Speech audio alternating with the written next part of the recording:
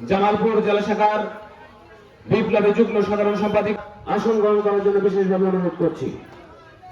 আমরা এই জামালপুরকে একটা শান্তির, সুন্দর, সমৃদ্ধ জামালপুর রূপান্তর করতে চাই।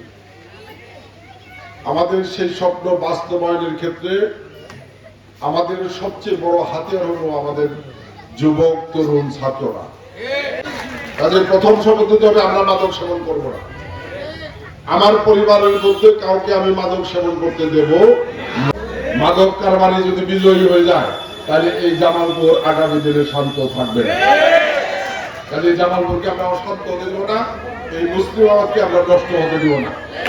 আপনারা এই আন্দোলন চালিয়ে যান, তবে বিনয়ের সাথে অনুরোধ করি একটা কথা আমি সকলের দৃষ্টি আকর্ষণ করে বলি, আপনি যদি একজন মাদক কারবারিকে কৌশলে আইন শৃঙ্খলা রক্ষাকারী বাহিনী দিয়ে ধরে দিতে পারেন, এটা সর্বোচ্চ শাস্তি মৃত্যুদণ্ড পর্যন্ত আছে।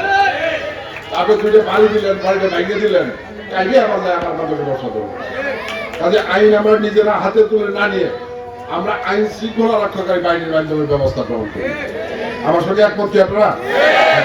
আপনারা একমত থাকেন, আপনারা শান্তিপূর্ণভাবে আপনাদের কার্যক্রম চালান। আমি জাতীয় সংসদের সদস্য হই আর আমনে গুরুবারের ইমামুল হই, আমি আপনাদের সঙ্গে আছি ইনশাআল্লাহ।